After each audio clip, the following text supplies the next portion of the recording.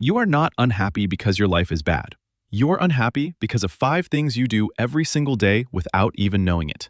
And here is the part that stings a little. The happiest people around you are not more talented, more lucky, or more disciplined than you. They just quietly stopped doing the things that were draining them and started doing 5 almost invisible habits instead. Habits so small that most people scroll right past them looking for something bigger. By the end of this video, you are going to know exactly what those habits are, with the science behind each one and one specific action you can take today. Not someday, today. And I promise you, number 4 is the one nobody ever talks about. It sounds almost too simple to be real, but once you hear the research behind it, you will not be able to unhear it. Now, before we get into the habits, I need to tell you something that most people in this space will never say out loud. We have been sold a lie about happiness. We have been told it is a destination, that once you get the relationship, the job, the body, the house, the money, then you will finally feel it. Then you will arrive. And so most people spend their entire lives chasing a version of their life that is always just slightly out of reach. Here is what the research actually shows. A landmark study from the University of Illinois tracked thousands of people across their lifetimes and found that after a certain baseline of comfort is met, major life events, good or bad, account for only about 10% of your long-term happiness. 10%. The other 90% comes down to something researchers call intentional activity. The small, deliberate things you choose to do or not do every single day. That means your happiness is not waiting for something to happen. It is being quietly built or quietly destroyed right now in the habits you probably do not even notice you have. So here's exactly how this works. Habit number 1. They own the first 10 minutes of their morning before the world can steal them. Think about your typical morning. Your alarm goes off. Within 60 seconds, most people are already holding their phone. And within 2 minutes, they are deep inside a flood of other people's problems, opinions, emergencies, and highlight reels. Before they have even had a glass of water, their nervous system is already in a low-level state of stress. Here is why that matters. In the first 20 to 30 minutes after waking, your brain is in a uniquely receptive state. Your cortisol levels are naturally spiking, which is your body's way of priming you with energy and alertness for the day. Whatever you feed your mind during that window gets amplified. If you feed it chaos, your brain treats chaos as the baseline for your entire day. Happy people know this, not always consciously, but they have figured out through trial and error that mornings feel different when they protect them.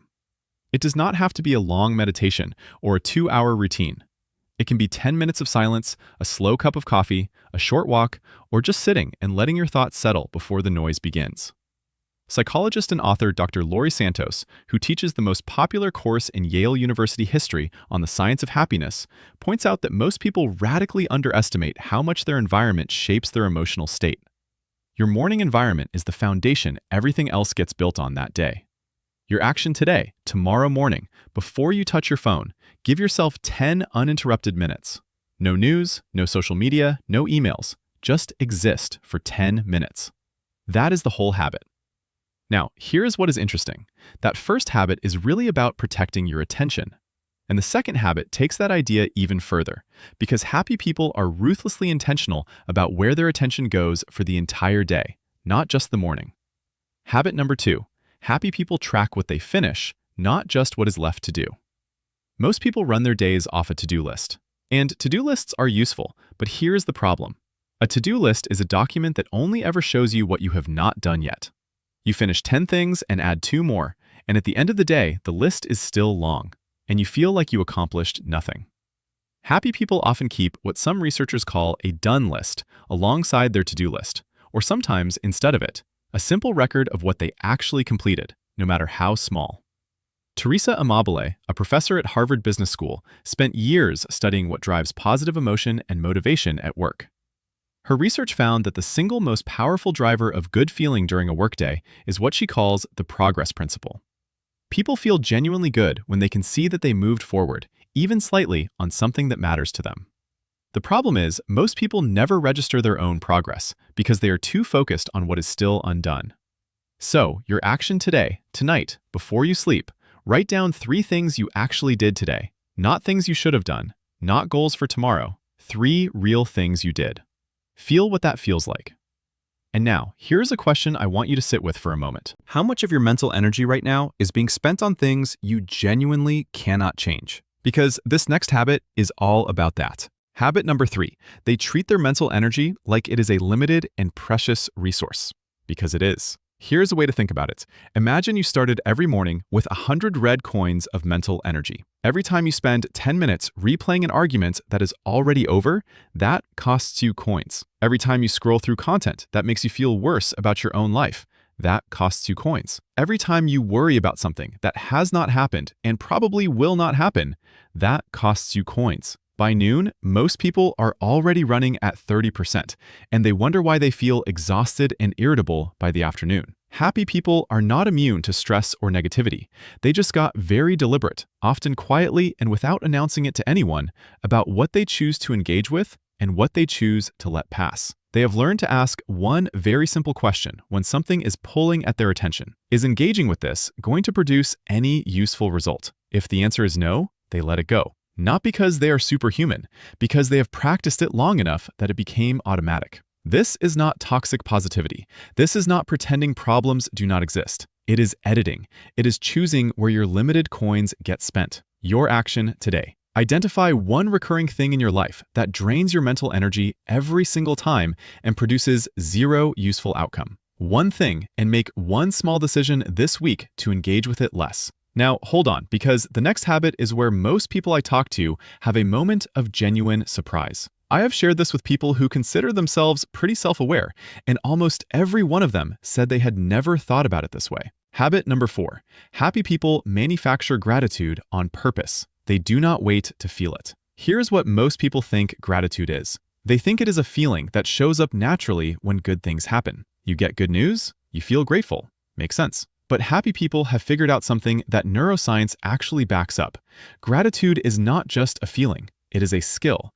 And like any skill, you can practice it deliberately, even when it does not come naturally, and especially when it does not. Neuroscientist Rick Hansen, who has spent decades studying how the human brain processes experience, explains that the brain has what he calls a negativity bias. Your brain is literally wired to hold on to negative experiences more tightly and for longer than positive ones. This was an excellent survival feature for early humans who needed to remember where the dangerous predators lived.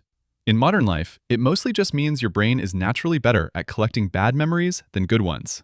The fix that happy people have quietly stumbled onto is almost embarrassingly straightforward.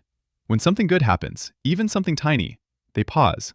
They stay with that feeling deliberately for 15 to 20 seconds, long enough for the brain to actually encode it as a real memory rather than letting it slip by unregistered.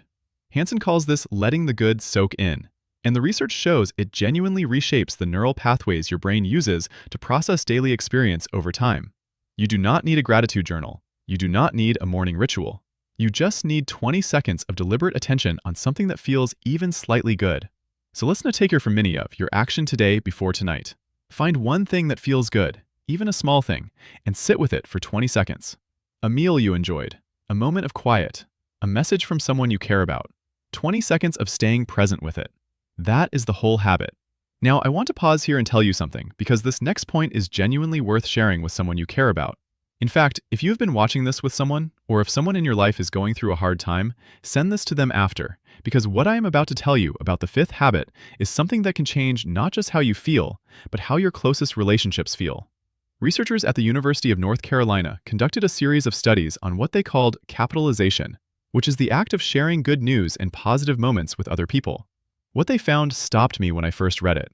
People who regularly shared small positive moments with others, even tiny things like mentioning something good that happened during their day, reported dramatically higher life satisfaction, stronger relationships, and more resilience during hard times than people who kept those moments to themselves. Sharing good things does not just communicate them, it amplifies them in your brain and in the relationship. And here's the flip side. Most people are far more likely to reach out to someone when something goes wrong than when something goes right.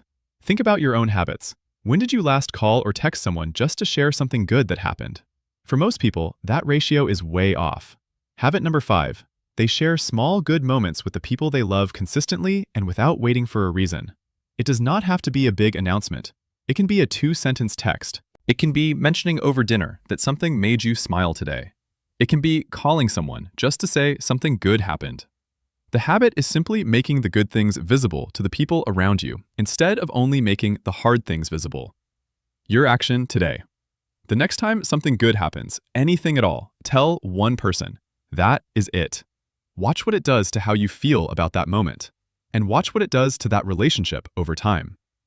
Now, everything I have shared so far matters. These 5 habits are real, they are backed by research, and they work. But I want to leave you with something that runs underneath all of them, something that makes every single one of these habits easier to build and sustain. Here it is. The way you talk to yourself about yourself is either the foundation everything else gets built on, or the crack that slowly undermines everything you try to build. Most people have a running internal voice that narrates their life, and for a staggering number of people, that voice is harsher, more critical, and less fair than anything they would ever say to a friend. You make a mistake, and the voice calls you an idiot. You fall short of a goal, and the voice reminds you of every other time you fell short. You try something new, and the voice starts listing all the reasons it will probably not work. Psychologist Kristen Neff has spent her career researching self-compassion, and her findings are consistent and clear. People who treat themselves with the same basic kindness and fairness they would offer a good friend show higher resilience, lower anxiety, stronger motivation, and greater happiness than people who rely on self-criticism to try to push themselves forward. Self-criticism does not make you better. It mostly makes you tired and afraid. Happy people are not arrogant. They are not delusional about their flaws. They have simply decided at some point to be a fair witness to themselves, to apply the same basic standards of decency to the way they speak to themselves that they apply to the way they speak to people they love. Your action today. Just notice. Pay attention today to how the voice in your head talks to you when things go wrong or when you fall short. You do not have to fix it yet. You cannot fix something you have not seen. Just catch it today.